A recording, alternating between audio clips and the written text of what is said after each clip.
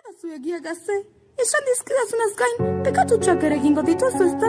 Kafesneren bat akaso, palmera txogosoren bat tarteka, txokolate puskatxoren bat nozbait.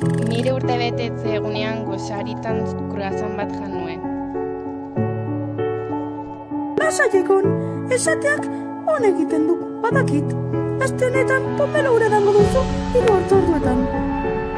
Eta jateko?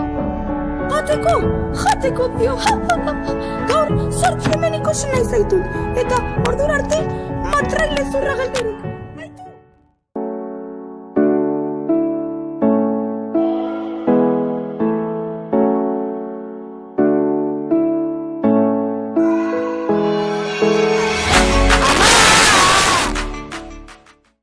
Adoptatuak zarete.